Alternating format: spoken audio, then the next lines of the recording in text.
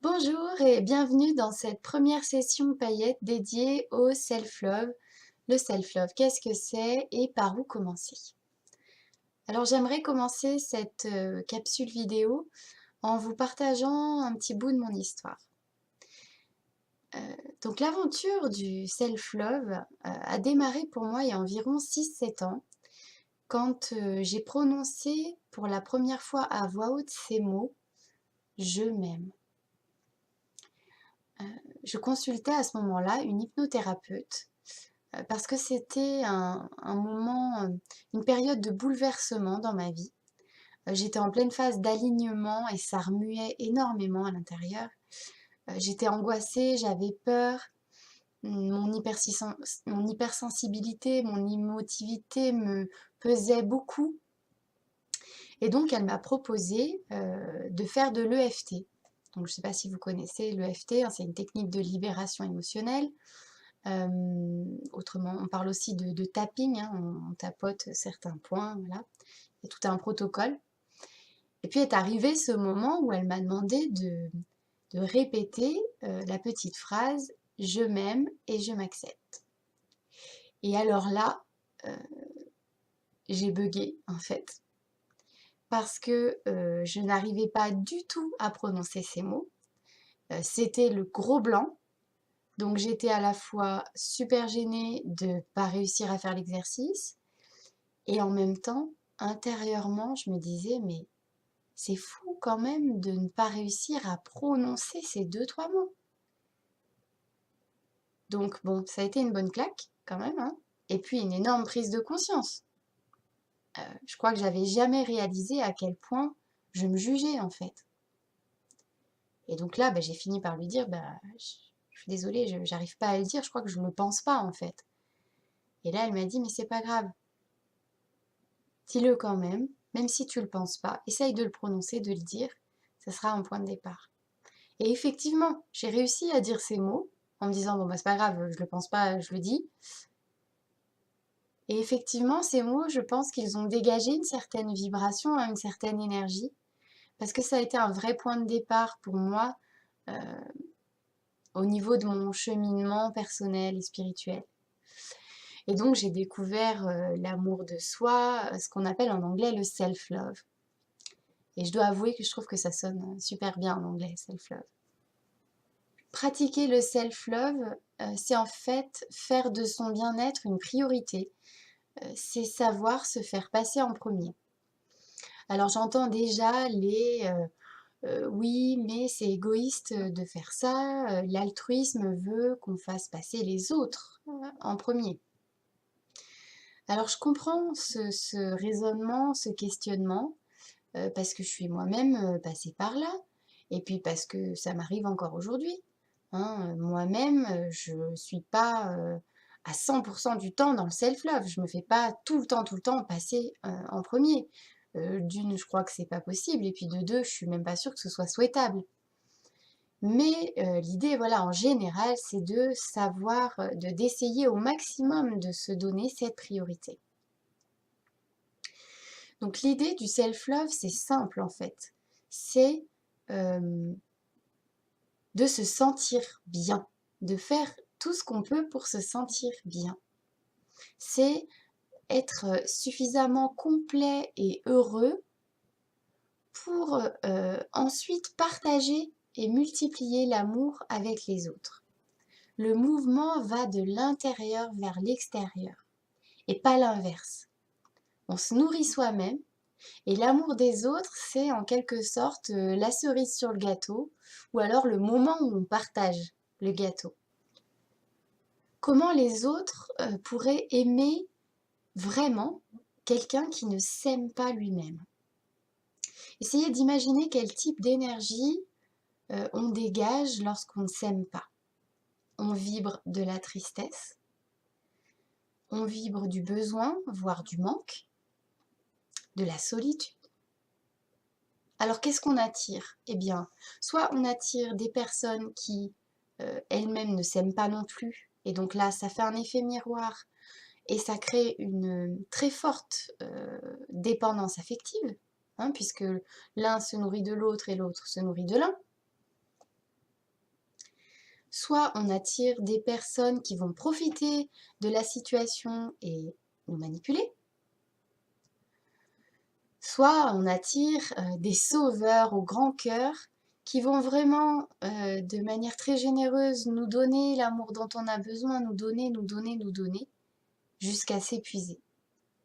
Donc au final, ce qu'on attire, c'est des situations qui finissent tôt ou tard par nous conforter dans notre état de manque.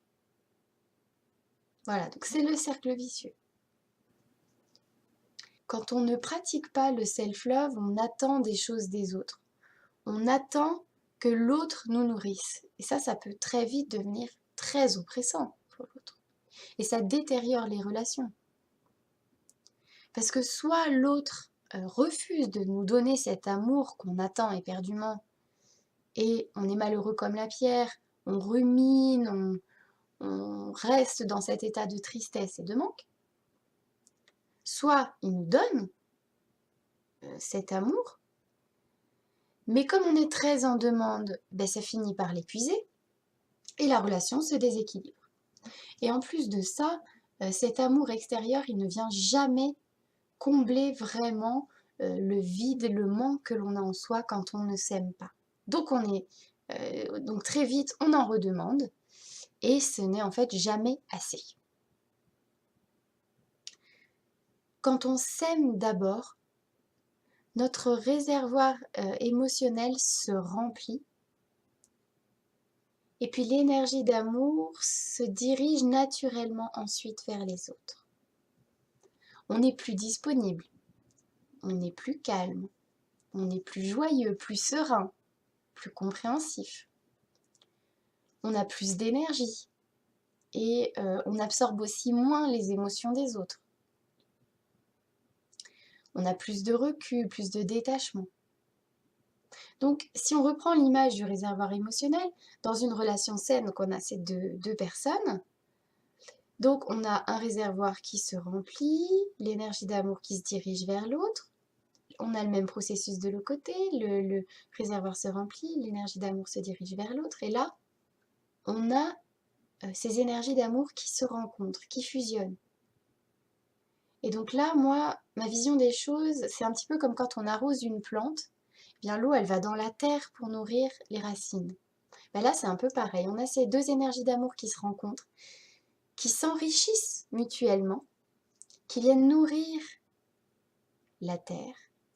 Et chacun, puisque chacun est dans ce processus de se donner la priorité, il va venir puiser dans ses énergies de manière très saine pour se nourrir à nouveau.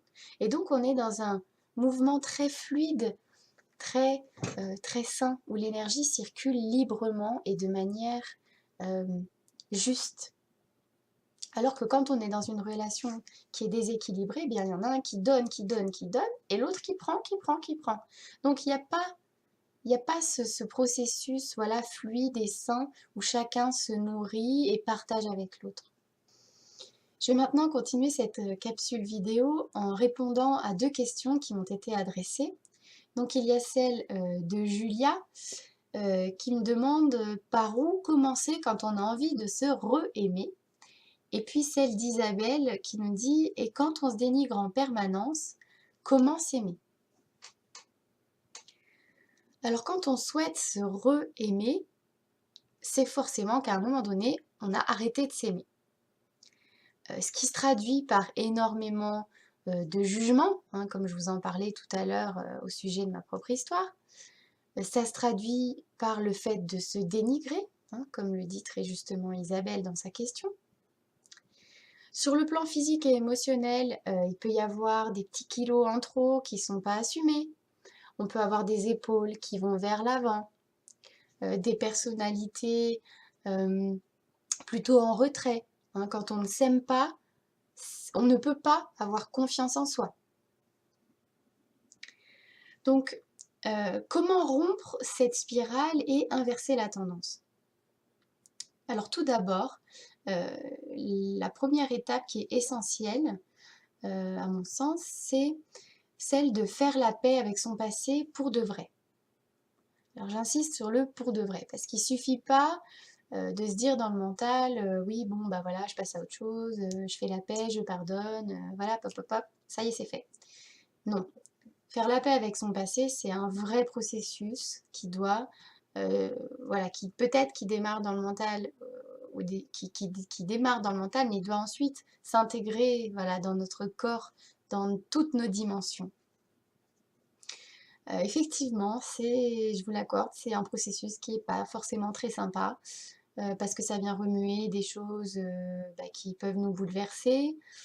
Ça vient remettre aussi en question nos fondements.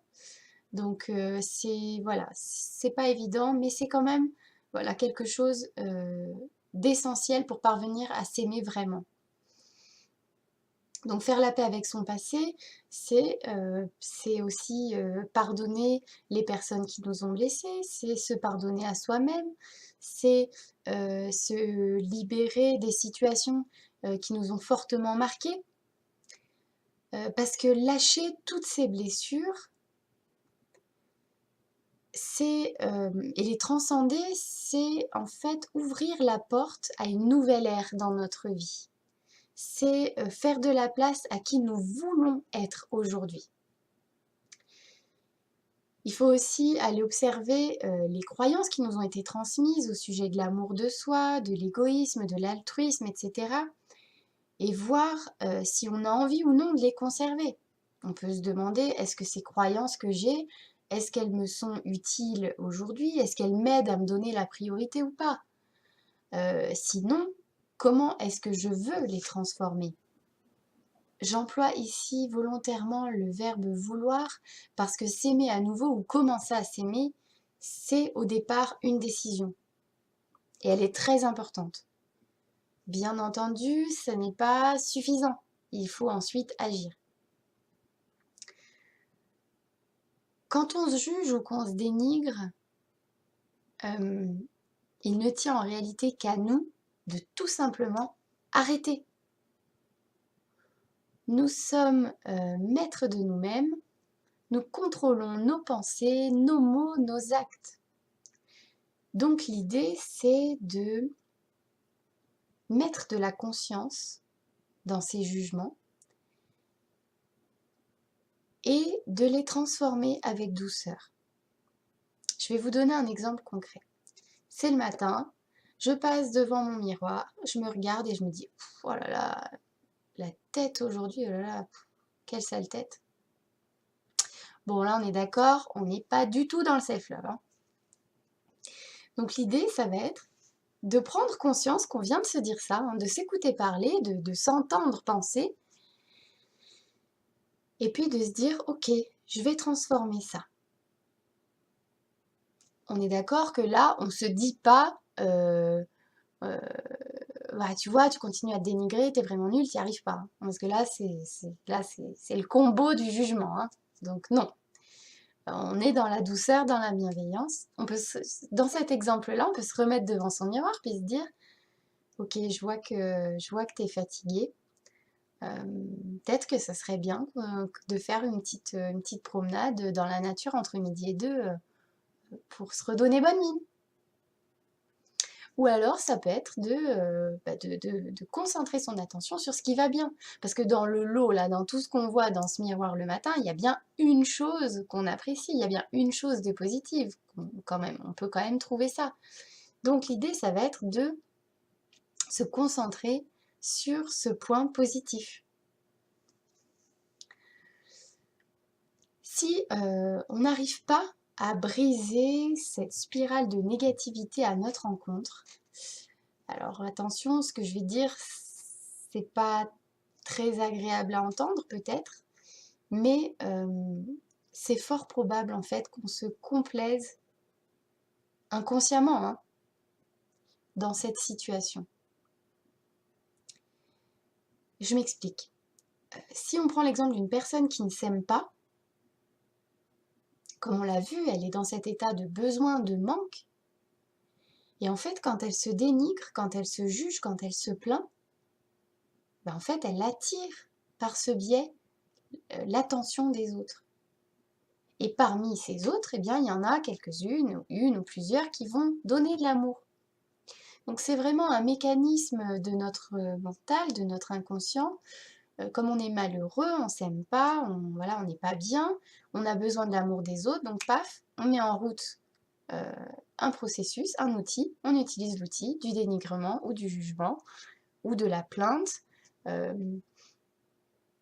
pour soit ouvertement exprimer ce besoin, soit inconsciemment, mais là on est sur de la vibration, voilà, on vibre le mal-être, on vibre la solitude, on vibre la tristesse, le manque, et voilà, on attire l'attention des autres, on attire voilà, de l'amour, on attire des compliments, on attire des choses du genre mais non, c'est vrai que tu as l'air un peu fatigué, mais non, ta bonne mine, mais non, tu vas y arriver, t'inquiète pas. Voilà, tout ce côté-là un petit peu des sauveurs au grand cœur, hein, comme je le disais tout à l'heure. Donc voilà, comme on l'a vu, donc la première étape, c'est de faire la paix avec son passé, de se libérer de ses blessures, de les transcender, de décider de devenir quelqu'un qui s'aime, qui se donne la priorité. Naturellement, la deuxième étape, ça va être l'action. Donc, pour moi, cette deuxième étape, elle consiste à définir euh, ce que c'est pour nous, ce que ça veut dire pour nous s'aimer. Par quoi ça passe concrètement? À quel état d'esprit ça correspond? Quelle est notre image du self-love? Est-ce que c'est une image qui nous appartient vraiment ou bien est-ce que c'est l'image qui est véhiculée par les magazines ou l'image véhiculée par toutes les informations qu'on a glanées à ce sujet sur Internet? Parce que s'aimer, enfin, comment dire, mettre en place des actions euh, pour s'aimer, pour renforcer notre pratique du self-love, euh, qui ne nous correspondent pas vraiment, qui ne nourrissent pas vraiment, c'est voué à l'échec. Donc voilà, l'idée c'est de réfléchir, qu'est-ce que c'est ma propre vision du self-love, quelles sont les actions concrètes qui vont constituer ma pratique, à quel état d'être ça correspond. Voilà, je vous laisse réfléchir à ça. Et puis on se retrouve la semaine prochaine pour la deuxième session paillettes, qui sera en fait la deuxième partie de ce thème du self-love. Et donc pendant cette session, je répondrai à la question de Marie-Danielle, comment cultiver l'amour de soi? À tout bientôt!